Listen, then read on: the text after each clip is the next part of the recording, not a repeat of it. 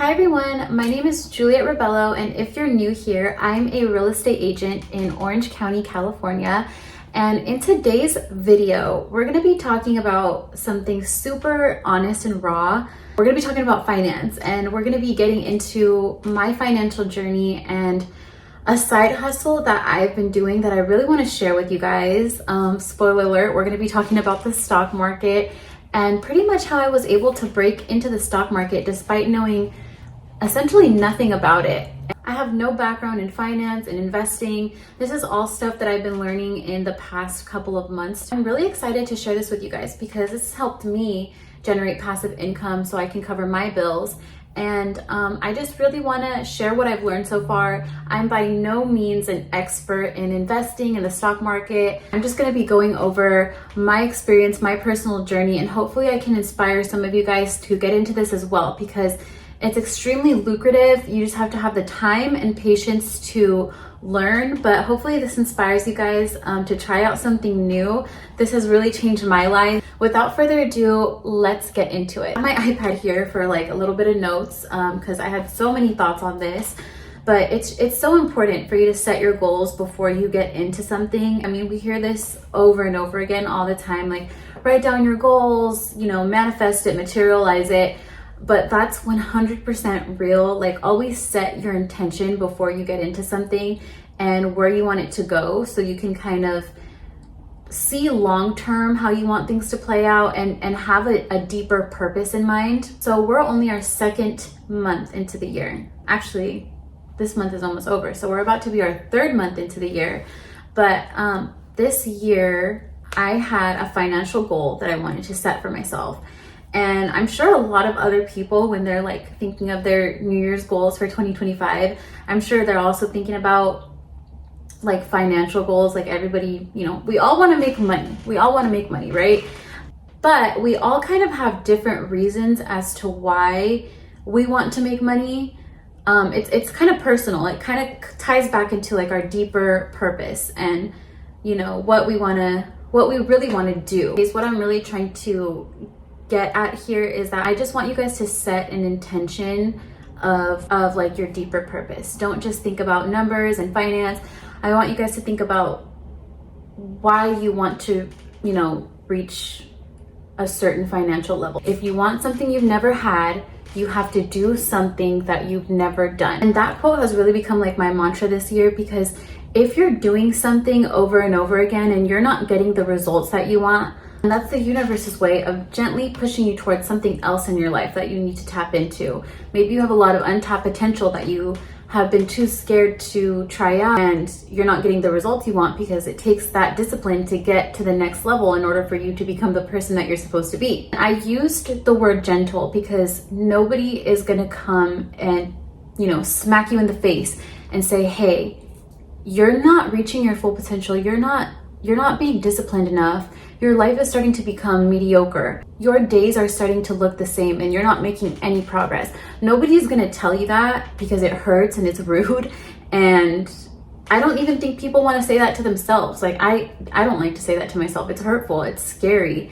But it's something that you need to hear.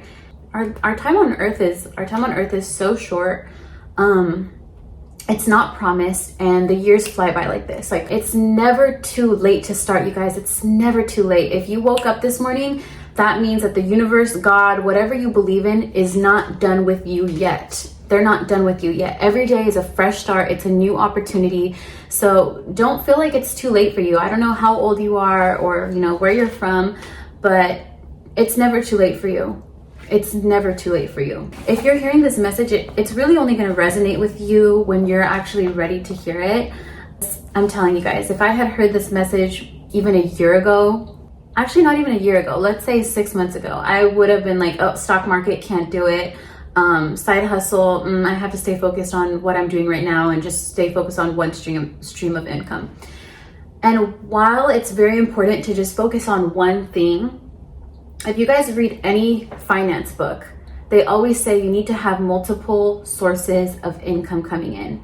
You always want to have assets. The rich get rich just by, I don't want to cuss, but they get rich just by owning shit. And I got that from a movie, and it's 1000% true. The goals that I have in mind are long-term goals.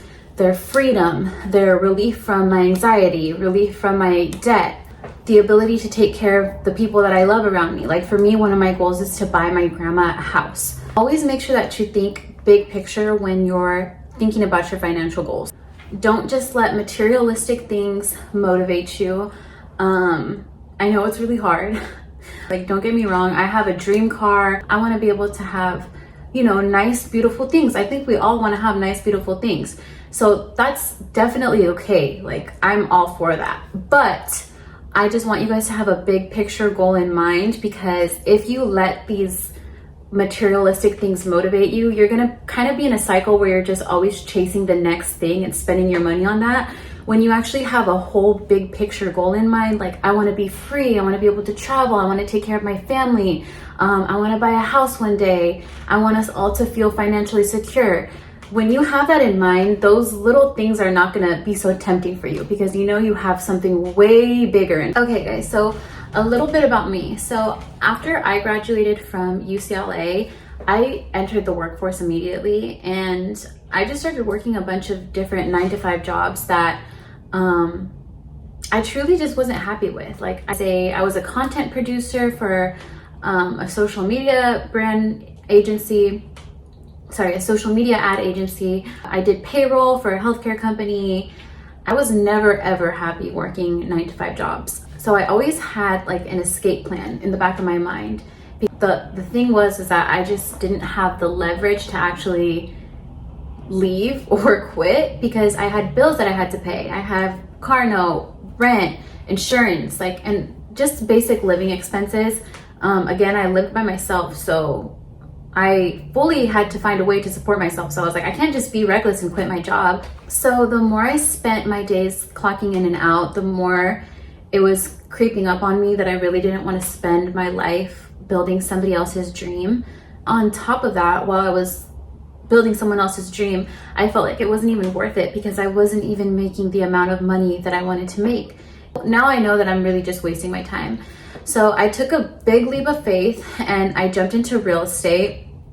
But the thing with real estate, guys, to be completely transparent, is that it is not exactly a steady job. In real estate, you're only guaranteed a paycheck when you actually close a deal.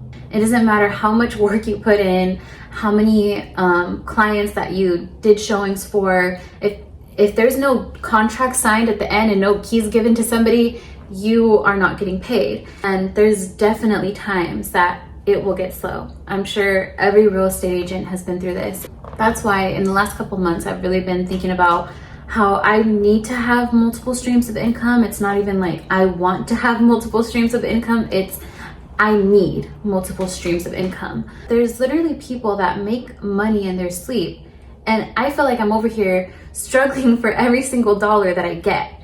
I believe in hard work 1000%, but sometimes we kind of have to open our mind and realize that it doesn't have to be like that.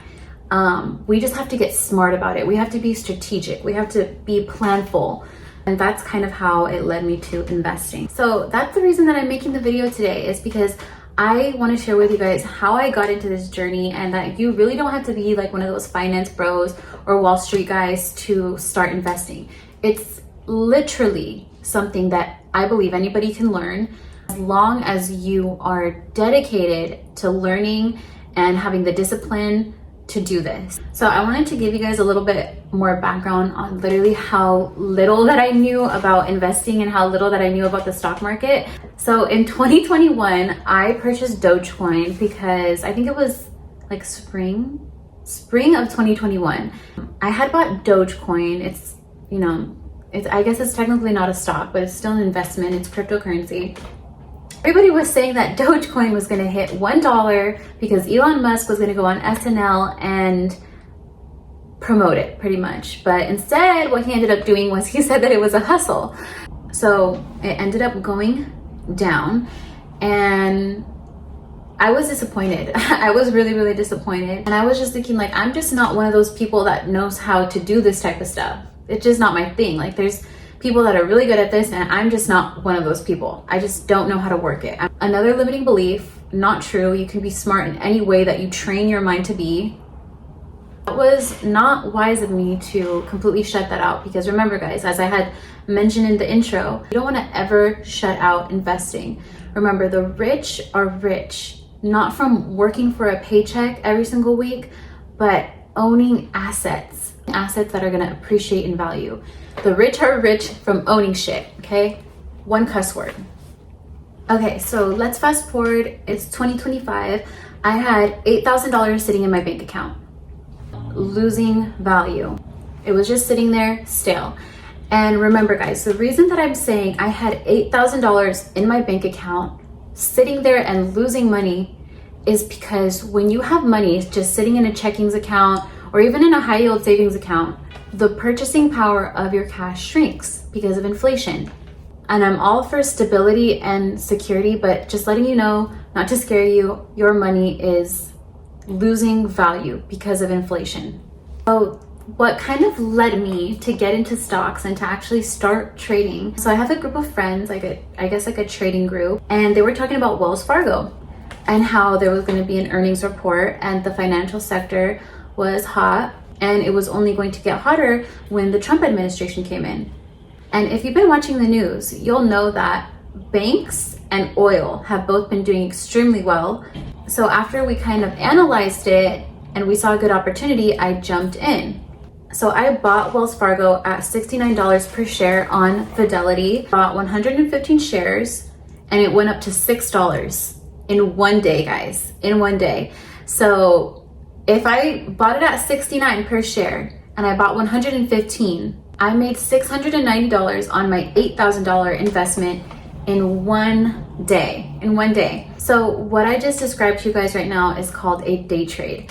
I bought and sold the stock in one trading day, and I took advantage of the short-term price movements and cashed out on it. So there are different types of trading. There's day trading, there's swing trading. Like I said, I just talked about a day trade.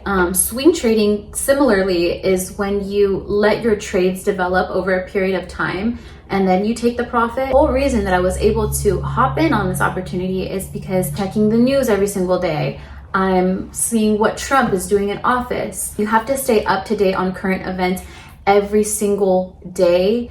Like 5 in the morning when you wake up, first thing you do, check the news. So I want to make something clear. You do not need $8,000 to start investing. This is all scalable, you guys. Start with whatever that you're comfortable with. Whenever you have extra money on hand, instead of spending it on, designer bags or makeup, I'm talking about the things that I like to spend money on.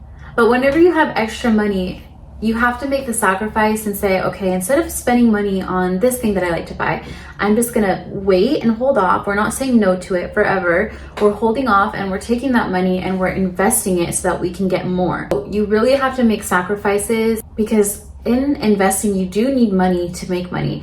You don't have to have $8,000, you don't have to have $5,000. I want to give you guys an example. I really don't want you guys to get discouraged or anything like that. For example, if I only had $2,000 to invest in Wells Fargo, I would have bought 28 shares and sold it at $72. My profit would have been $168 that day. So what if I had held on longer to Wells Fargo? Like up until today, it would have been trading at $80. So my profit would have been $308. Well, if I could figure out a way to make $168 daily, it might not sound like a lot to you guys, but that's $840 a week, which is $3,640 a month and $43,680 annually. That's a whole nother, that's like having a whole nother job. That's a full-blown side hustle, it's a full-blown salary if you really think about it. And mind you, that's not from working the whole entire day. This is all happening very quickly in the morning. There's money to be made in those early morning hours, guys. So I really want you guys to let that sink in, because this is 1000% doable for you guys. Another point that I want to touch on with you guys is that trading is not gambling. It's not about guessing, and it's not about just, chasing a hype. You are taking a calculated risk. You cannot succeed without taking risk. And that really goes for anything in life. But in the world of investing, we call it a calculated risk because we're planning as much as we can in advance and making an informed decision. But there's always going to be risk involved. The market is unpredictable. Reddit cannot tell you what the market's going to do the next day. ChatGPT cannot tell you what the market's going to do the next day. And not even a news article from like a finance expert can tell you what the market is going to do. It's unpredictable. But what I do want you guys to remember is that you really just need one good trade to make profit.